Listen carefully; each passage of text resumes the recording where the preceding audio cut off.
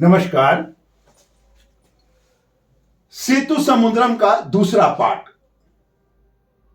जब हम लोग ये रिसर्च करके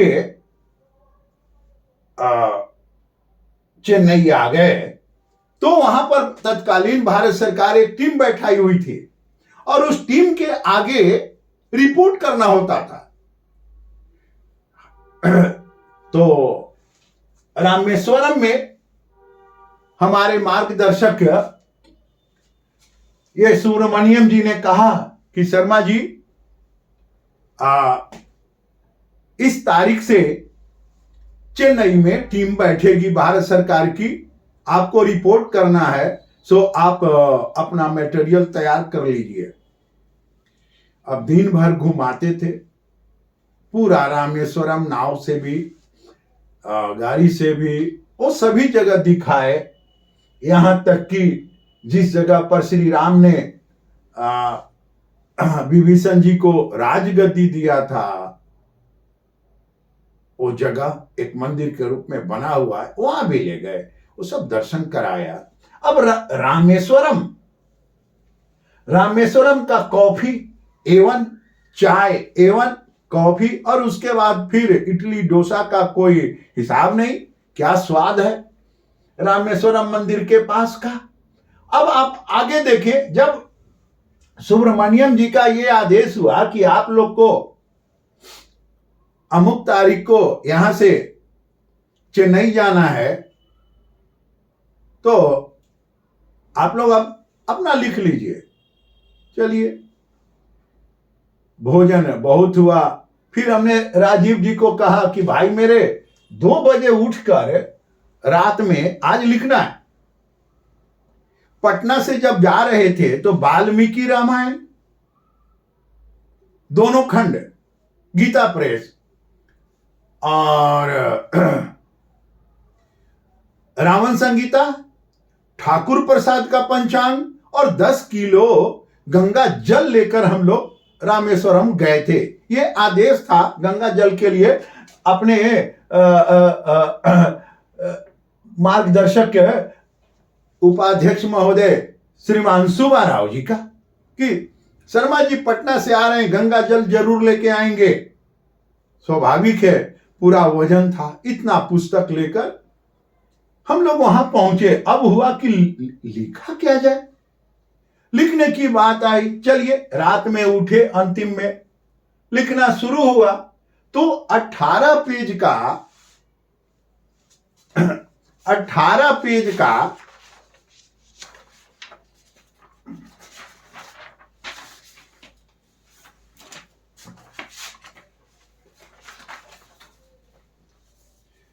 राम स्वरोजगार और सेतु समुद्रम, इस टॉपिक पर 18 पेज का मेरा हाथ से लिखा गया हुआ। उधर राजीव जी ने भी प्राचीन इतिहास का अपना उदाहरण देने लगे। 2 बजे से बैठे, 4 बजते बजते 18 पेज मेरा, 18 पेज उनका हो गया, दोनों का। जब हम लोग चेन्नई आ गए, तो चेन्नई जब आ गए तो उस समय के राष्ट्रीय और हम लोग एक मकान में ठहरे, तो उस समय के तत्कालीन मंत्री भारतीय मजदूर संघ के शुभ कुमारन जी ने कहा, शर्मा जी आपको जाना है टीम के आगे, भारत सरकार की टीम, और उसकी अध्यक्षता मद्रास विश्वविद्यालय के कुलपति कर रहे हैं। आप जो बोलेंगे सावधान रहेंगे। हमने कहा ठीक है सर, उसमें क्या जा रहा है, वो तमिल समझते होंगे, अंग्रेजी समझते होंगे, सर हम हिंदी ना बोलेंगे, हम हिंदी बोलेंगे। वहां गए, रास्ते में काफी हम लोग जब उतर के गए, एक तो भाषा का प्रॉब्लम, लेकिन जब हम लोग वहां पहुंच गए तो वहां पर सभी ये सनातन धर्म वाले भी मेमोरेंडम दे रहे थे। मुस्लिम पक्ष के भी लोग मेमोरेंडम दे अपना जमा कर रहे थे, जा रहे थे, और ईसाई लोग भी अपना दे रहे थे कि नहीं ये उनका है, ये उनका है। फिर मुझे भी बुलाया गया तो राजीव जी ने कहा कि शर्मा जी आप ही जाइए, हम बाहर देखेंगे। मैं ठीक है, हम अंदर जाते हैं। तो हम बजाता क्लास में पढ़ाने के लिए ये जो आंकड़ा है ना, ये सब आंकड़ा हम बना लिए थे। तो जब अंदर गए तो जाने के बाद वो टीम कहती है, doctor Sharma you can speak in English? No sir, I cannot brief in English. I can sir say Hindi sir. तो उसके बाद उन्होंने कहा हाँ ठीक है, आप हिंदी में ही कहें। तो उनको ब्रीफ से हमने समझाना शुरू किया कि सर ये जो सेतु समुद्रम है, इसको आप सिर्फ एक धार्मिक दृष्टिकोण से ना समझें। इसको समझने के लिए आपको रावण को समझना होगा, रावण संगीता को पढ़ना होगा। और रावण संगीता में 10 चैप्टर है, पर्यावरण है, तंत्र मंत्र है, जंत्र है, बहुत सा चैप्टर उसमें है। अब रावण संगीता का वो नाम तो जानते नहीं थे पदाधिकारी, और 10 मिनट तक रावण संगीता में जो रावण का वर्णन है वो मैंने उनको सुना दिया। सुनाने के बाद मैंने उनको बताया, सर रावण उस समय का सबसे प्रबुद्ध राजा था और भारत वो लंका में रहता था। लंका सबसे नीचे है, आप यहां देखिए, और ये जो कोस्टल एरिया है, और कोस्टल एरिया में आगे आ जाएं तो मध्य प्रदेश तक जंगल बहुत है, जिसको दंडकारण्य क्षेत्र कहते हैं। दंडकारण्य क्षेत्र में कोस्टल पर, यहां लंका से बजाता दंडकारण्य क्षेत्र में उसके गुप्तचर, उसके सेनापति, उसके ग्रुप, फौजी ग्रुप रहता था भारत में। यानी आप यहां लंका से यहां तक आप समझें, और उत्पात मचाने के लिए इतना किलोमीटर दूर, आप जरा इसको अनुमान लगाएं। आज उस समय की भी स्थिति, कोई भी दुश्मन देश जो होता है अपना गुप्तचर देश में रखता है, वो अपना स्लीपर सेल बनाता है बम विस्फोट करने के लिए, वो वहां के जनता को बर्बाद करने के लिए तरह तरह का विषय बनाता है, उसका दिमाग वगैरह वगैरह, चाहे जैसे भी हो तो वो करता है। उनको समझाया, फिर उनको बताया कि जब आप ये रावण संगीता हुआ, उसके बाद अब आप आ जाए चित्रकूट प्रसंग में। जब राम चित्रकूट में हैं तो भरत जी मनाने के लिए गए हैं। अब ये दो राजे हैं, एक राजा यहां है, लंकापति है, और एक अयोध्यापति। और चित्रकूट प्रसंग में एक ऐसा प्रसंग है कि भरत गए हैं राम को मनाने के लिए, और उसमें वाल्मीकि रामायण में आप देखेंगे श्रीमान तो 76 श्लोक हैं। 4-5 श्लोक उसमें लेबर के लिए हैं, मजदूरों के लिए हैं। बजाता राम कहते हैं, उसमें भरत जी का एक भी शब्द नहीं है, राम सीधा बोल रहे हैं और वो सुन रहे हैं। कर्मचारी चयन है, वो भरत जी को कह रहे हैं, क्या आपका कर्मचारी सही है क्या, उसका चयन सही है क्या, आपको कोष निर्माण है, राष्ट्र की रक्षा, सेना, कर्मचारियों से व्यवहार आपका कैसा है। बजाता कह रहे हैं आपका कर्मचारियों से व्यवहार कैसा है। पुनः कह रहे हैं मंत्रियों का चयन है, आपने क्या ठीक से किया है क्या, राजा का कर्तव्य क्या है, यानी पूरा राष्ट्र धर्म क्या है एक राजा का, वो चित्रकूट प्रसंग में है, 76 श्लोक है। मैंने उनको सुनाया। सुनाने के बाद अब आप आगे देखें राम क्या कहते हैं भरत से। 76 श्लोक में उन्होंने सिर्फ उपदेश दिया, उनको मार्गदर्शन दिया, आप ये काम करें।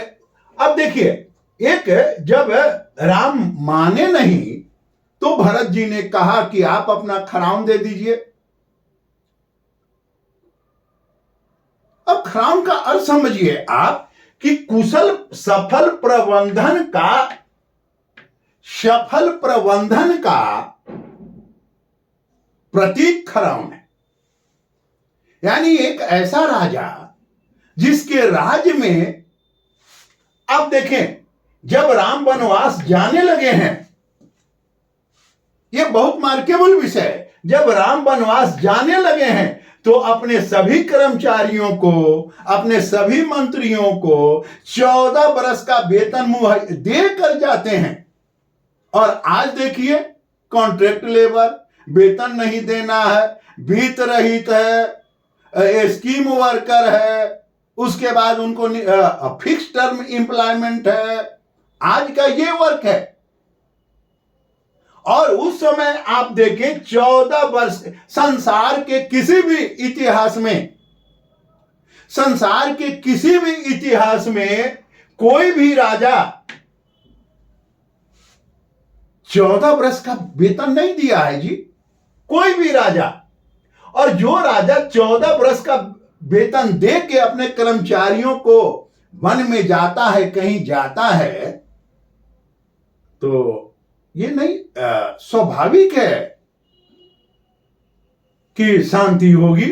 अब आगे देखें, बड़ी मार्केबल विषय है।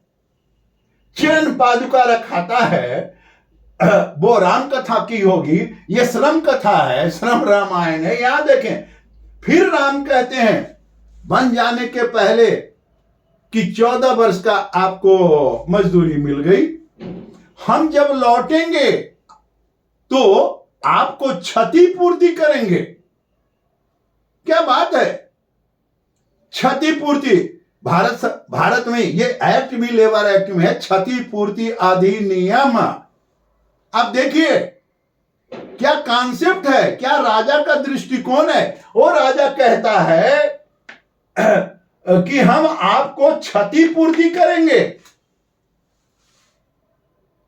उसके बाद फिर और हम क्या कहते हैं, ये भी आप सुने, नौकरी छोड़कर न जाएं, 14 वर्ष तक हम तो बाहर रहेंगे, विदेश भ्रमण में रहेंगे, हम वन में रहेंगे, बाहर रहेंगे। ये मेरे कर्मचारियों, ये मेरे भाइयों, आप नौकरी नहीं छोड़ेंगे। और यहां क्या है, मोबाइल पर खबर आ गया, कृपया कल से मत आइएगा, हो गया सेवा समाप्त। जरूरत है तो नया शब्द है कि हायर कर लिए, फिर फायर कर दिए। हायर और फायर, हायर माने आए और फायर माने घरे गए। ये समझ लीजिए, यहां राम क्या कहते हैं, नौकरी छोड़कर न जाएं। और साथ ही अपने मंत्री को कहते हैं, ये अपने मंत्री को कहते हैं कि आप हमारे कर्मचारियों को, हमारे अनुजों को, हमारे जनता को पुत्रवत प्रेम देंगे। इसमें कमी नहीं होना चाहिए, कोई मापदंड अलग नहीं होना चाहिए। मित्रों आप देखें, जब राजा 14 वर्ष का वेतन दे रहा है, लौटने पर क्षतिपूर्ति का वचन दे रहा है, नौकरी छोड़कर न जाएं ये आपसे कर्मचारियों से निवेदन कर रहा है, और मंत्री जी को कहता है कि कृपया आप हमारे कर्मचारियों को, आज हमारे राज्य के निवासियों से आप पुत्रवत प्रेम करेंगे। आप सोचिए कि तभी तो यह कॉन्सेप्ट आया, राम राज्य दैहिक दैविक भौतिक तापा, राम राज का हु नहीं व्यापा। यानी आप ये सोचिए, उसका विश्लेषण धर्माचार्य जी करेंगे। हम लोग श्रम एवं समाज कल्याण के विद्यार्थी हैं। ये देखें कि इस तरह का 14 वर्ष का वेतन, क्षतिपूर्ति, नौकरी नहीं छोड़ना, और मंत्री जी को कि कर्मचारियों को पुत्रवत प्रेम दें, कितनी बड़ी बात। तभी तो चरण पादुका का पूजन हुआ। यानी सफल श्रम प्रबंधन का उदाहरण राम राज्य है, और सफल श्रम प्रबंधन का उदाहरण खराउन है। सफल श्रम प्रबंधन का, मित्रों, जब इस चित्रकूट प्रसंग में वाल्मीकि रामायण में 76 श्लोक हैं, 4-5 श्लोक मजदूरों के लिए है, श्रम शास्त्र के विद्यार्थियों के लिए है, और सारे राजाओं के लिए है। मंत्री का व्यवहार कैसा हो, क्या हो, सेना हो, राष्ट्र हो, आप क्या रात, वगैरह वगैरह। जब ये सारा चीज मैंने कहा, और अंदर दोनों तरफ से वीडियो लगा हुआ था, सब टेप और फोटो हो रहा था, तो करीब 1 घंटा हो गया। तो मैंने कहा कि अब मैं अपनी वाणी को विराम देना चाहता हूं। तो उसके जो जहाज रानी के जो IAS ऑफिसर थे, जो दिल्ली से आए थे, उनकी जो टीम थी, उन्होंने कहा, डॉक्टर साहब, आपने जो सेतु समुद्रम का दिया लिखकर प्रबंधन का, उसमें ये आंकड़े तो आपने दिया ही नहीं। मैंने कहा कि सर, वो तो पढ़ने के लिए था ना, वो तो पढ़ने के लिए था। क्लासरूम में ना आंकड़ा बताया जाता है बच्चों के लिए, और जो मेरा व्यक्तिगत क्लास में पढ़ाने का तरीका है, तो तरीका इस तरह से है, सारे लिख दीजिए, आंकड़े बता दीजिए, और उसको बच्चों के समक्ष डील कर दीजिए। उसके मन मस्तिष्क में वो छवि आंकड़े चले जाते हैं।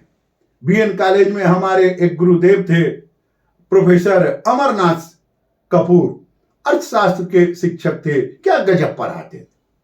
ये कुछ तकनीक उनका से हम लोगों ने सीखा। तो उन्होंने कहा कि आप ये लिख दीजिए। आपने तो दिया नहीं लिखित है। मैंने कहा कि सर, आप लिखेंगे कहां सर, 5 बज रहा है, भूख लग गई है, खाना तो आप खिलाएंगे नहीं, चाय भी नहीं पिलाए हैं आप। तो उन्होंने कहा कि तब आप एक काम कीजिए, इस पर दस्तखत कीजिए। हमने दस्तखत किया, उन्होंने दस्तखत किया, उस पर मुहर लगा, फोटो खिंचाया, और वो विषय वो टीम के पास चला गया। वो 2 पेज वाली और 18 पेज, और 18 पेज राजीव जी का, ये टीम के पास चला गया। पेपर में वहां का छा गया था कि पहली बार किसी ने श्रम प्रबंधन पर, यानी मछुआरे पर रिपोर्ट दिया है, और वहां से लौटने के बाद पटना के पेपरों में हमारे मित्रों ने इस आर्टिकल को छाप दिया। इसके बाद पूरे देश में तहलका मच गया। मित्रों, उसके बाद ये जो सेतु समुद्रम पर जितने आंकड़े आपके समक्ष रखा है, ये मद्रास उच्च न्यायालय में गया। ये YouTube पर भी है, नेट पर भी है, और मद्रास उच्च न्यायालय से बजाबता के ये इस आंकड़े के बल से 1,80,00,000 लोग बेरोजगार होंगे और 10,000 को नौकरी मिलेगी। कोर्ट सीधा कहा कि हम ये काम नहीं होने देंगे।